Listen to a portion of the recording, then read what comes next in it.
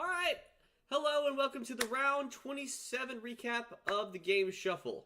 Let's just start. Let's just get right into it since we just finished it up. And everything is here on the channel except for Zelda and God of War. Next round, like I've been saying, God of War I'll be able to stream. Once I get to God of War 1, I just don't have a way to stream the Origins collection. Let's just get right into it. Moving from 6th to 7th place this time is Triforce Heroes is Moldorm. In the Fire Temple in Moldorm. This one took me an hour 54:02 and 7 deaths. And let me tell you, this was probably one of the most frustrating bosses I've ever done in my whole life. And the whole section's just, I didn't enjoy this at all. That whole having to deal with 3 people at once, as well as you're trying to feed a boss, and have to, like, do different fire stuff. Overall, I didn't find the entire level very fun, and then the boss was infuriating. The main thing of the mechanic of the boss is, like, let's say you're the green one, Mulder would chase the green one, then you switch, you try to slash the tail, but, like, it would switch its view so fast that you couldn't do anything, and it just got to the point where it was just, I was just getting really annoyed. It was not a fun boss. I don't feel like I think the only way I would have fun with this is if I was playing it with other people. Otherwise, and I think it would be really easy with other people, but when I'm playing by myself, just infuriating is how I would describe this one. So that one takes last place, meaning that somehow Kingdom Hearts Chain of Memories is not in last place for once. And I actually ended up having a better time with this one. I think it's because I have more cards and more ways to attack and everything. It's the only thing I can see that changed this one, because Cloud's a pretty cool fight as well. I enjoy the non-Disney stuff a lot more in Kingdom Hearts. Honestly, my least favorite part of Kingdom Hearts is the Disney stuff. So, but Cloud is a pretty cool fight. You see him do a lot of interesting things. So, that was pretty cool. Just the whole thing with the Olympus Coliseum. I like Olympus Coliseum in general, and so, seeing that in this game is pretty good. Cloud, this whole section took me 46 minutes, 55 seconds. No deaths, thank goodness, after how awful Trickmaster was. Awful boss last time. This one was pretty cool. Pretty cool. Staying in 5th place from the last one, Golden Suns Poseidon. This one took me 1:23:11 with 4 deaths. We wiped on Poseidon the first time. I had to redo it. And the biggest reason this is so low is, like, there wasn't much to it. We had, like, the whole thing where you had to, like, follow the path through the different volcanoes and things like that, and you had to spin around them. That was pretty interesting. That was the only real thing that we're doing. There's no dungeon diving or anything like that. We got a giant thing of lore. Got a lot of it. I had to stop in the middle because I started feeling sick again.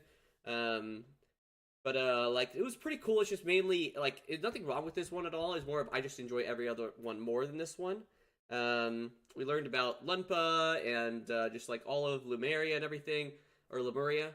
And, we made it to the Western Sea now, which is awesome. So we'll have, we got the 2 lighthouses still to go, which is my favorite part of the game. So I'm very excited for that. In moving from 2nd down to 4th place is God of War Chains of Olympus's Jails of Tartarus and the Shackles of Hyperion. This took me a whole 21:33. 4 deaths on that. I'm trying to remember exactly what it's mainly, like, a lot of, fighting different mobs and things like that. A couple they added the armor to the Cyclops. You have to use the Gauntlet of Zeus on it, which is pretty cool. But a lot of it was just, like, moving the chains a certain ways, turning chains. And then, like, we have released Atlas officially. Or somebody released Atlas and was like, they had this kind of interesting cutscene where Kratos is like, who would unleash this evil upon the world kind of a thing. And it's like a look of horror on his face, which is not something you usually see on Kratos' face. So I enjoyed that. This is another of, I thought this was an awesome segment. I want to keep playing God of War so bad, and that's why I feel like I've really limited myself the way I set up the segments, because I would love to be able to have just longer segments. If I could go back and redo this thing, I would probably do double the amount of content for all of these God of War segments. So, I think I already said how long that did, so let's move on to number 3. This one was in first, it moved down to 3, so, not as good, but also, there's a special reason for that. And that is Metroid, Super Metroid's Botchwoon, which will be 42 minutes, 58 seconds. And the biggest reason is last time, Phantoon is like one of the 4 main bosses, which are always super fun. And Botchwoon's just a mini boss. Everything. It's a really interesting one. I like it. It's definitely my favorite mini boss so far. Top 3 boss overall for me. But it's just like Meridia, especially you see the cracking of the entrance of Meridia, where you have the thing where you lay the power bomb down, it cracks the tube, explodes open. Super fun. Like, I think that's such a cool moment. That's one of the main reasons here, and it's just once you get the gravity suit and get some more of your abilities, that's when Metro gets really fun for me. When you start collecting all of these abilities, and you can still really start to chain all these things together. That's when I really feel like Metroid in general gets very fun. Is a more late game. I believe that the front end of a lot of Metroid games are not really my favorite, with the exception of Zero Mission. Zero Mission has a really is very consistent throughout, whereas Super Metroid has a really, really high highs towards the back end, and we're starting to get to that back end now. Next up, we got, moving up from 3rd to 2nd this time, is the Chapter 2 B-side from Celeste. This one took us 4820 and 315 deaths. The only part of this, though, I was really frustrated was the very end with that thing where you had to jump across the walls and you had to dash at the right time. I was getting really aggravated. Everything else, awesome. The dream blocks are used so cool, and they have that cool extra mechanic of you dash through, and if you jump right at the end of it, you get an extra little hop, and they use that in such cool ways. This was such a cool segment, and favorite B-side so far, easily. Because after that first one, I was like, this is still really fun. It's still Celeste, but I'm still starting to feel a little tired. But I have completely feel re-energized by this section, and I'm ready to keep playing more Celeste, because this game is incredible. Absolutely incredible. And then, moving from 4th to 1st, that is the prologue and evening the odds from Arkham Knight. This one took me 3105.